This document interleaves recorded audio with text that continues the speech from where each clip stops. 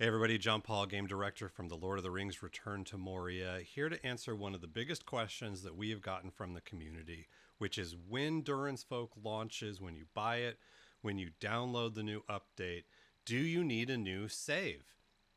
And the answer is no. We built Durin Folk to pick up exactly where you left off. This will be the spoiler-free part of the answer, so we want you to be able to open up your game if you were at the end of the campaign, if you were midway through the campaign, and the same for Sandbox, if you were midway through Sandbox or at the end of Sandbox. Now, if you want to start a new game, that is absolutely great, and you can do either one of those things. No big deal, but we wanted this to feel like it was picking up where you left off the last time you played Return to Moria.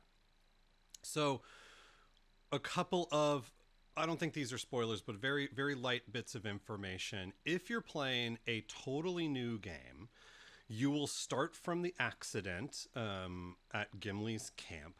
And then the biggest difference between that and if you played the 1.0 release campaign is you will be able to find NPC survivors throughout the campaign. And at some point, you will be able to solve the mystery of the endless stairs in Durin's Tower. Now, if you're midway through a game's progression, in other words, in Sandbox or campaign, you were midway through the game, you didn't quite get to the end, and you open it up, you will also get the survivors and the mystery to unlock Durin's Tower. Both of those things happen during the campaign and during the Sandbox progression. And if you've beaten the campaign, well, actually, hold on. Let's say anything beyond this is going to be spoilers for anybody that has not beaten the campaign. So if you haven't beaten the campaign and you still want to be surprised, I think I answered your questions, so I think you're good. Now, all right.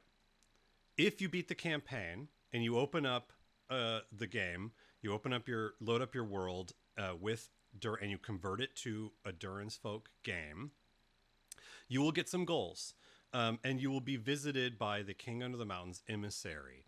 He will start you up with goals to find endless stairs, which will eventually unlock Durin's Tower, and another goal which you need to accomplish in order to open up Moria to a larger company of dwarves. So those two things will happen right away. Now, if you played a fresh game, you'll just play the campaign, and then the emissary will show up after the final cinematic. If you're opening up an existing save game, he will simply show up as soon as you load the game up. And of course, the survivors are going to be there for you too, so you don't miss out on that. So I think you should choose what you think would be the most fun, but we did intend for this to be a continuation of the story you and your dwarves told in the original release campaign. So I hope that answers your questions for now, and keep an eye out. We're going to continue to add more questions, answers, and previews. This place will one day be filled with dwarves again.